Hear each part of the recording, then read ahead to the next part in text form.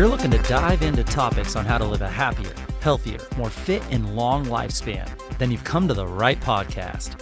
Livin the Dream with me, Coach Damian Evans. Together, we will explore the topics on all things health, fitness, and wellness. Together, we will be lifelong learners on this journey to living the ultimate dream. What up, Dream Team? Coach D here coming at you from beautiful sunny San Diego. Welcome back to the Livin the Dream podcast, where we climb up this hump day hill to explore total wellness in order to reach the goals that you're looking for in order to live your dream life.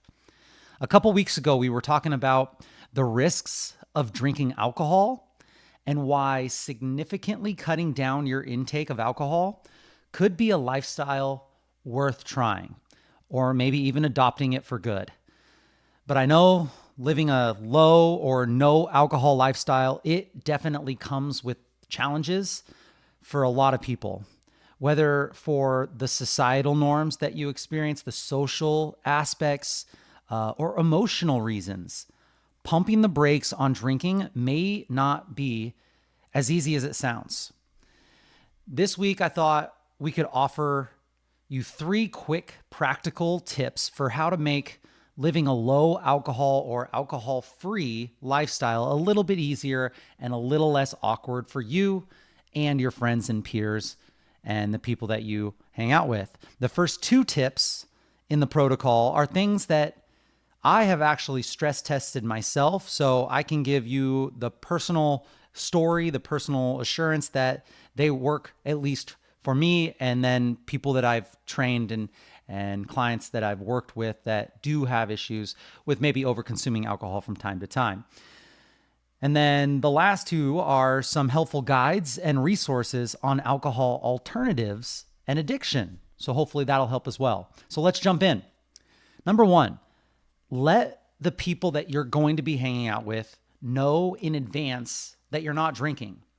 This is something that I've done in the past before, going out to go to eat at a dinner with someone or going out with a group of friends for a celebration, especially if you know that in this scenario, the people that you're hanging out with might be heavy drinkers, especially in special occasions.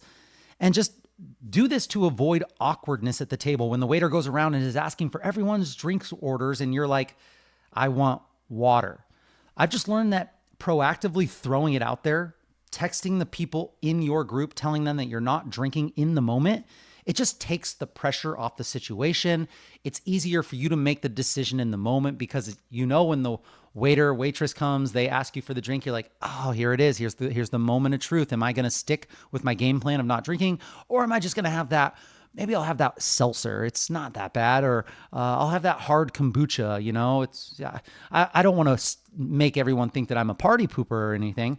But it just takes the pressure off. If you send a little text message out, say, hey, no judgment, you know, here's a sample text of what I would send to friends if we were talking in a group thread or something about the details, the logistics of what we're going to be doing. I know that it's worked with clients in the past, and it's something like this. Hey team, I'm really excited to catch up tonight. I'm really excited to watch this game, whatever the situation is. I just wanted to give you guys a heads up that we're not drinking tonight. I'm not drinking tonight. I got to work early in the morning, or I've been going at it recently quite hard, and I want to kind of take tonight off, or whatever. You probably don't even have to offer an excuse, but sometimes it does help. For me, when I haven't drank, it's usually because I have to work early in the next morning. So I'll just throw it out there and be like, hey, I'm not going to be drinking tonight. I got work early in the morning, but I'm super excited. I'm ready to party with you guys. I'll see you all soon. So just throw it out there to avoid the awkwardness, put it ahead of the game. And also when you throw it out into the universe, it's going to help you stay a little bit more accountable when the moment comes. If you had not told anyone, then sometimes it's a little bit easier just to be like, oh, I'll slide that drink in there. All right, moving on to number 2. And this one might seem a little bit of a cop-out, but plan your activities with friends in the morning. Plan the activities that you want to do in the morning, not around a happy hour. If you're going to plan a meetup around happy hour, it's pretty much going to be guaranteed that there's going to be some alcoholic beverages flowing, depending on where you guys are at. One of the podcasts that I listen to, the Drew Proet podcast, he's talked about for years, he'll do this man morning. And every Thursday morning, they'll meet up, they'll do a hike, 1 hour. All these high performing individuals get together and they just come to share, connect, support each other. They talk about one challenge and one thing that's going well in their life. And so they can kind of just have this little pocket of community in their weekly routine. And they do it in the morning. So they found that obviously if you're going to be doing something active, if you're going to be doing something in the morning, it doesn't really make sense to do this with the influence of alcohol. And this could be kind of like something that you could put together. If you feel like you still want the community, you still want the ladies' night, you still want the guys' night, well, maybe you plan this in the morning when you can then say, okay, well, maybe my friends want to go out the night before. And now you can give yourself an excuse of, hey, I have this thing in the morning that I'm going to do. I'm going to hang out with these friends. If you guys want to come, feel free, but I'm going to lay low with the alcohol tonight. And the next day you'll feel so much better, especially if you do something with physical activity. I find that movement component is just a great stimulus that helps to keep conversations flowing. It helps to really make you feel better in the moment, get the good endorphins going. So plan your activities with friends in the morning, not around any kind of happy hours. That would be a good thing to try to see if that works for you. Number 3, alcohol alternatives for better metabolic health. Alcohol in general, it tends to be high in carbohydrates. So if you're drinking beers, IPAs, if you're drinking those sugary drinks that have a lot of mixers and chasers, these are going to be pretty hard on the body. It's going to be a compounding factor of not only excess calorie consumption, not only excess sugar consumption, not only having these calories to be in a liquid form, which is easily accessible to your body and just is digested and absorbed very quickly, but also now you have the alcohol content. So now all of those extra calories are being put on the back burner because you have this poison energy source inside of you, alcohol, that needs to be used up before any of the other stuff can be used. So here's the trick. Mocktails, you could go with mocktails, but the mocktails also have sugary chasers and all this stuff. So you want to try to figure out what works for you when it comes to minimizing the sugar in the drink, minimizing the syrups and the sweeteners and all that stuff. Even though the mocktails don't contain alcohol, some mocktails can really rack up with sugars and juices, syrups, sweeteners. So what I'm going to do here is I'm going to include in the description of this episode a little link to an article from Levels Metabolic Company. They have this article that talked about alcohol alternatives for better metabolic health. They tell you a little bit about the problems with alcohol, kind of like what we just discussed. And then they go through why alcohol and metabolic health are linked, but also when you overconsume, it is a huge detriment to your metabolic health. They explain that a little bit more. And then they talk a little bit about do-it-yourself alcohol alternatives. Trading your usual drink for a non-alcoholic beverage, it may benefit your metabolic health, but booze-free doesn't always equal healthy. Many mocktails and prepared drinks are high in sugar and others fall flat to flavor. So to avoid those pitfalls, consider maybe using things like bitters and soda. Seltzer mocktails work here. You could try sugar-free mojito mocktails, raspberry lime sparkling mocktails. There's all going to be little recipes in this article that I'm linking if you want to check that out. Kombucha is definitely a way to go, but kombucha has high sugar in most cases. So just think about the lower sugar mixes, the more home made ones if you can. There's a strawberry mojito recipe in there that they add with kombucha. So very, very interesting. And then there are some actually not bad non-alcoholic beers. I know that's not really my thing. I kind of drink for the effect. So if I'm going to drink, I'm going to drink for the effect. I don't really love the taste of beer.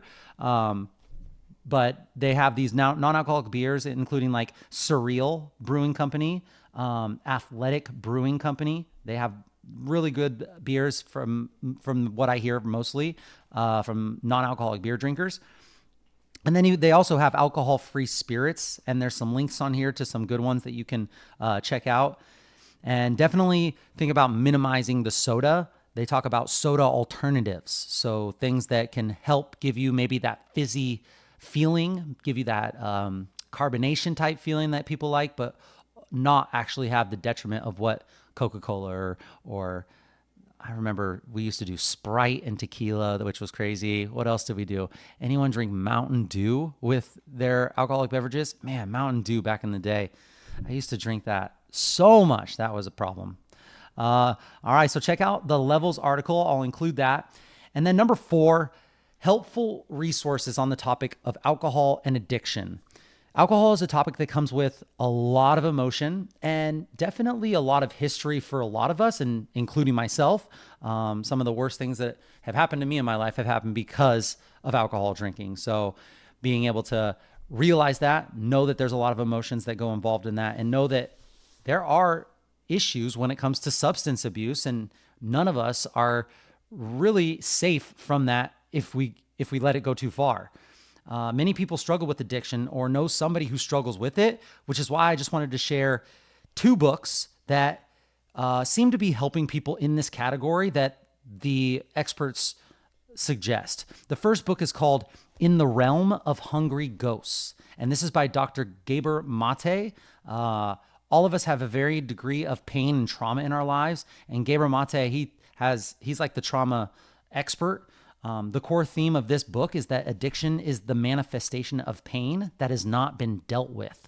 And to truly treat addiction, we must find and treat the root cause of the pain. And you can hear more about that in the book. And Dr. Gabor Mate, he went on a few episode for some podcast interviews as well. If you want to check out the Drew Proet podcast interview with Dr. Mate there. And then the second book is called Quit Like a Woman by Holly Whitaker. They said that this book really helps to reshape and rethink the relationship with alcohol. So if you do have an unhealthy relationship with alcohol, maybe try to check this book out, Quit Like a Woman. The book is written from the perspective of a woman who fell victim to a society obsessed with drinking. And Whitaker addresses the drinking culture in women and why conventional treatment for addiction ignores the complex nature of a woman's biology. Alcohol addiction resources. If you need help navigating any alcohol addiction, there's the Substance Abuse and Mental Health Services, SAMSA. There's Al-Anon, which is a free support group for family and friends and alcoholics. And then, of course, AA, Alcoholics Anonymous, which this group has helped alcoholics achieve sobriety for over 80 years. They do this 12-step program. It's not a perfect fit for everyone, but it does have a really good reputation for being accessible. It's great for recovery. So to put the finishing touches on this episode, let's talk a little bit about what a low alcohol lifestyle might look like for you. I was a big drinker back in the day. I didn't drink till I was 21, and then I really went off the rails, and I caught up and made up for lost time. And then I kind of backed off after a good period of time doing that. And so adopting the low alcohol lifestyle, it was tough for me because a lot of my friends, a lot of my social situations, it revolves around food, it revolves around alcohol, and a lot of times it revolves around not moving, sitting in one place, whether it be a restaurant or watching the game or whatever the case may be. But the one thing that I notice as I get older, as I go longer into this journey of life, it's just a higher price that my body pays. And you all know this, when you drink in your 30s or your 40s, it's much different than you were in your early 30s or 20s. So your body pays the price after drinking, and it's just not really worth it to me to make that sacrifice. Now, every once in a while, there's going to be a festival that I want to go to, and I'm not going to hold back, and I'm going to be smart about it, but I'm also not going to be that guy that is not drinking with everyone else. You could go that path. One of my really good friends, Samara, she doesn't drink just for health reasons, and she's done it for years and years, and now that's just who she identifies as. So there's nothing wrong with going that route either. It's actually super impressive. And I'll go a few weeks at a time without drinking any alcohol, and then there'll be a game on, and I'll go hang out with friends, and I'll limit myself to one or two. I'll go to a wedding or a special event or a festival, and I'm not going to hold back then. I'm going to drink responsibly and do that. But I know that my sleep is going to suffer it's going to hit one of the biggest pillars of our total wellness. And once that pillar is knocked out, yeah, it's going to take a little bit of time for you to get it back. So if you're on a health kick and your goals are to lose weight, or your goals are to gain muscle, and you are having a hard time getting your calories, and the next day you drink, you're either going to consume less or more than you should because of that drinking and not feeling well, like, you have to understand that that's a compounding factor. So maybe have a little bit more of a in the future mindset when it comes to this, and just think about, how will I feel? Is this worth it? And sometimes in life, it is worth it to have a special event enjoyed as it should be. And I mean, I also have a lot of friends who are wine enthusiasts, and they actually really enjoy the taste of wine. So having that whole experience is okay. But really, I mean, for me, if I'm doing a wine tasting, if I'm doing a tequila tasting, I found that like a sip will be great to get the feel of it, to understand the taste of it and all that stuff. So maybe you just work with your portion sizes as well. I'm not saying that that's going to work for everyone, because, once you get going, sometimes you really get going, but it does work well for me. And that's what a low alcohol type lifestyle looks like to me. It could look something completely different for you. I personalized it for me and my goals and how I know I feel afterwards. But it could always change in the months or the years to come. And if you are going to drink, there are some products out there. In our household, we take Z-Biotics, and I think it's like $8 a thing, but it's actually super good. What it does is it's almost like a probiotic, and the bacteria in this shot that you take helps to break down acetaldehyde, which is the byproduct of alcohol that really gives you that hangover. It gives you that lethargic feeling. And if you take this, apparently it does work for me. It does work for our household. It's supposed to minimize the effects of the hangover. So if you are going to make some decisions that go away from your goal, maybe you do your best to stack it with something that will minimize the effects later. I know that for me, after I drink more than 4 or 5 drinks in one sitting, if I walk it off, if I go and I get some movement, if I climb some stairs, or maybe, walk around for 20 to 30 minutes, I have a much less worse of a hangover than if I just go straight home and go to sleep. Also, if I drink water the night before, if I really get the hydration up, sleep probably will suffer if you chug a couple glasses of water, but it's already going to be pretty bad because of your alcohol. So that tends to help me. And then not compounding it the next day with the hair of the dog, or with not moving your body because you feel like trash. Like, trying not to compound all those things is going to be something that may help you to continue on and not totally falling off the rails after a night out with your friends. And I just want to finish this by letting you know that, like, this is definitely a hard situation. In the accountability club, this was one of the main things that people struggled with. We had this once a week Zoom meeting where we would go online and we would talk about one challenge and one win. Multiple times this topic came up, of drinking alcohol with friends, over consuming on the weekends. This came up, and we would throw it out to the entire group. There might be 20 people on this Zoom call, and we would throw it out there. And really, the answers were so individualized, and no one really has this down packed. Like, they struggle with this. So if you struggle with this, like I have, like a lot of people do, don't feel bad about it, but just make a game plan. Hopefully some of the things in this episode could help you with that. And that's it, my friends. Thank you for joining me on this Wellness Wednesday episode of the Livin the Dream podcast. Please share the knowledge that you learned today and gained with your friends and family, and hold each other accountable. If you enjoyed this content, it helps a ton if you could post on your social media stories a screenshot of this episode with one takeaway that you learned, and tag me. Make sure you tag me and share your journey. Tag me at livingthedream_podcast or at coachdamian_SD. And let us know how this episode benefited you. Let us know what we missed. Let us know what we got wrong. Tell us how maybe you have struggled with your alcohol consumption, or incorporating alcohol into your social life and doing it in the right way. Let us know what works so that we can share it with the Livin the Dream team. We want to know. Message us if you have any suggestions or tips that will help your Livin the Dream team that we can discuss on future episodes. I'll be right here with you, working on making us stronger, happier, and healthier humans. Until next time, friends, keep living the dream.